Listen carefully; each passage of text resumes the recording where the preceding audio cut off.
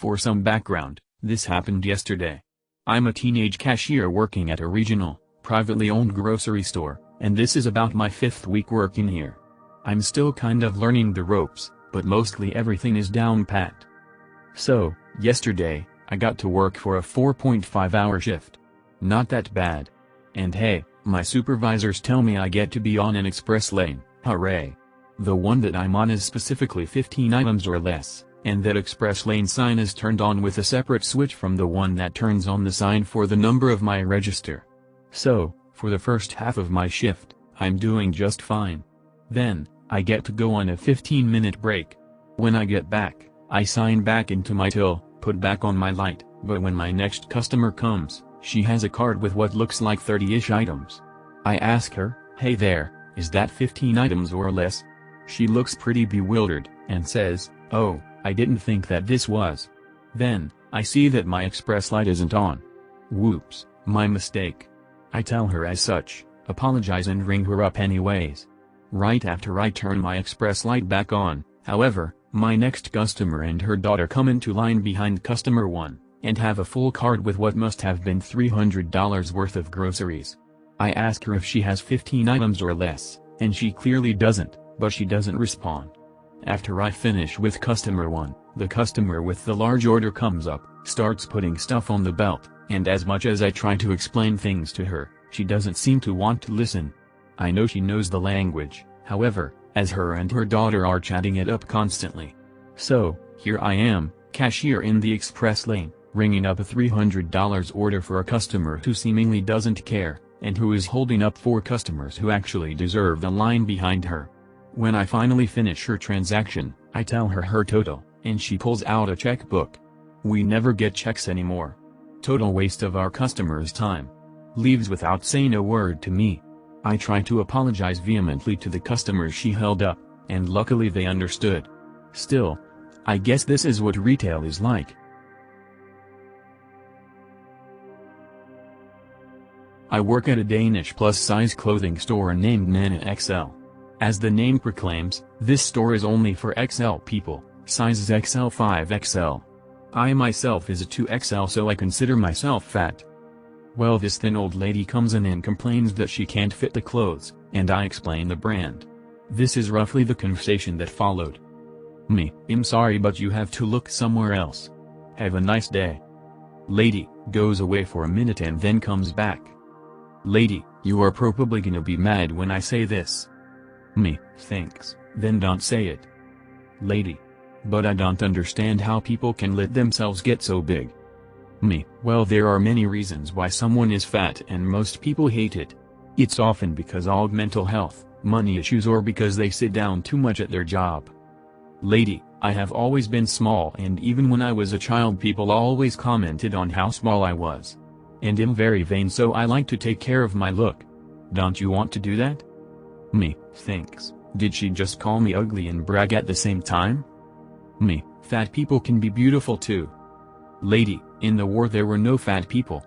We didn't need plus-size stores back then. But in Germany fat people cost society so much today. Name's number. Edited.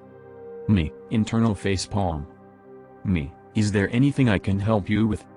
Lady, no. Thank you. I just wanted to talk. Walks away oblivious to my anger. You can have your own opinion, but don't come into a clothing store that specializes in making large women look beautiful and feel confident to fat shame the employee. So this guy comes in and wants to buy some backwoods. I ID him because that's what I'm supposed to do, and he makes a snide comment and hands me his ID. Finish the transaction, done. Thank God. Then he comes back and, while I'm helping another customer, yells me to put money on a pump and sets down a 20 and promptly leaves as I told him to hold on. He does not. The 20 sits there. I did not accept it for a transaction. I do eventually pick it up and set it on my register. He comes back about 5 minutes later complaining that the money that I never accepted wasn't on the pump. He then asks if that's how we do things in my state, then shouts that he can't believe that I get paid $7.25 an hour.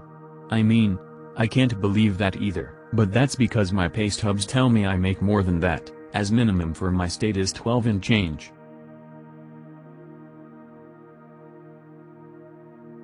A great story from a week or so ago with a customer coming into my work looking to get a new mobile phone.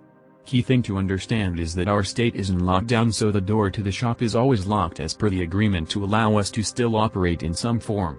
On this door we have about 10 different signs all stating that we cannot allow customers in store. We have a contact number they need to call to place orders and our operating times which end at 4 p.m. You cannot miss these signs. We also work with the main lights turned off. Anyway, we have worked all day and I have completed all the end-of-day stuff that comes with retail. Closed the till, locked stock away. We all do some heavy cleaning now with COVID and everyone is just sitting around having a chat while the main manager gathers his things to lock up. As I'm working off a laptop I see a guy come to the door. It's 4 p.m. on the dot at this point. He looks inside, sees people and starts trying to wave someone over to the door. I don't move as I think surely he will see the sign and realize we are not only closed but don't allow customers to come into our store at this time. Surely enough this man continues to stand at the door. Now most people will look inside the shop then read the signs, and we see them take out their phones and either dial the number there or input it into their devices for a call later.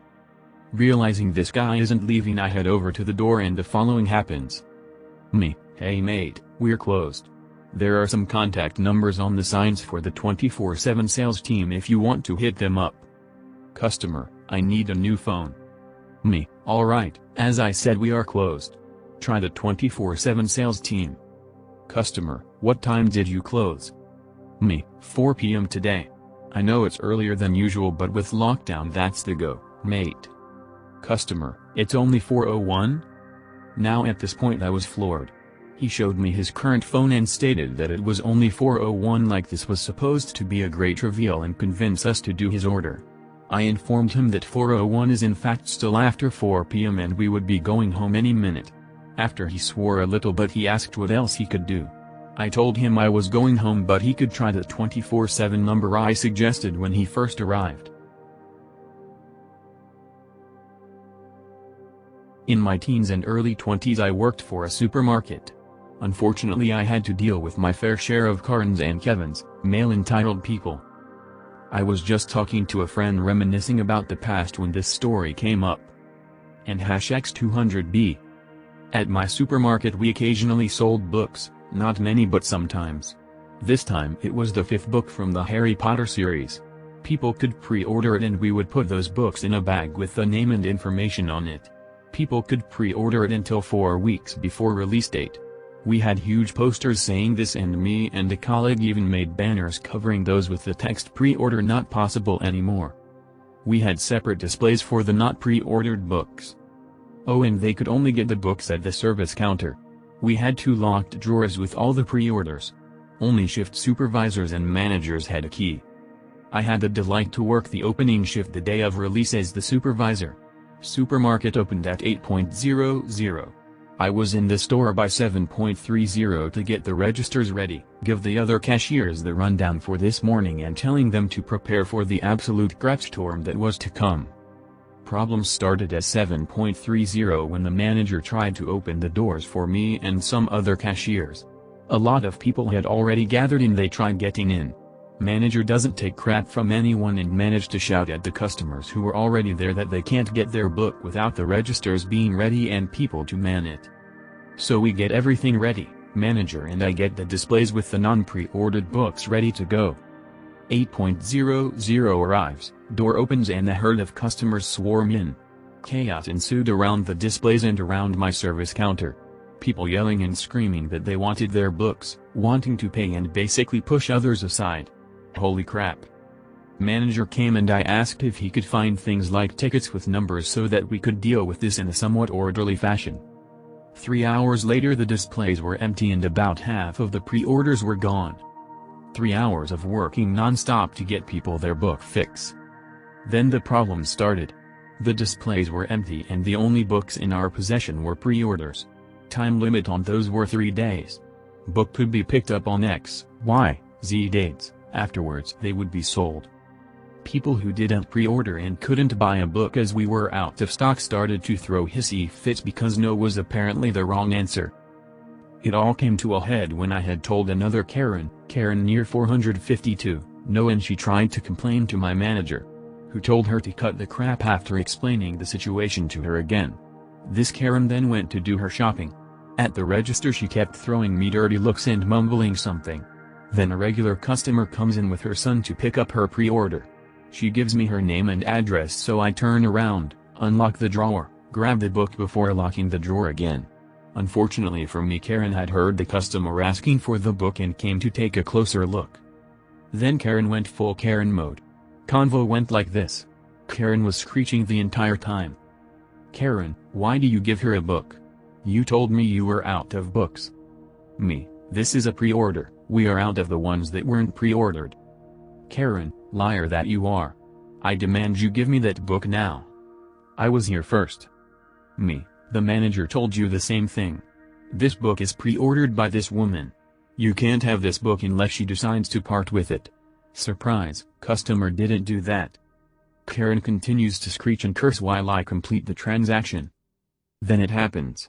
The moment I try to hand the book to the kid, Karen comes up to me in the workspace behind the service counter and she gets way into my personal space. Karen had grabbed my shoulder. Kid was fast and had the book before Karen could grab it and booked it. Smart kid. But that's not all. Nope. Karen saw her prize in the hands of a kid running and started to try and open the locked drawers. When that didn't work, she proceeded to let me know she was very unhappy. She didn't touch me but was screaming so loud and she had me backed into a corner. In the meantime, the poor mother had called for help and I had pressed the emergency button. She couldn't interfere physically as she had a neck brace on. Our emergency button made sure that cops were called and extra cameras were turned on to catch everything on video. Manager finally manages to wrestle Karen away from me. Cops came and she was taken away. Statements were taken and Karen was banned from the store. She did come back once, but when she was discovered by a colleague she booked it. Fun part about it? Colleague let out a scream, yelled at her and she ran, tried jumping over a chain with sign at a closed register and fell flat on her face. Got up and ran out the store with right past me, holding her face. I couldn't help but say have a nice weekend. I don't know what happened with Karen after that. Frankly, I don't care. I was 17 at the time and I never had to go to court. She got banned and I never had to deal with her again.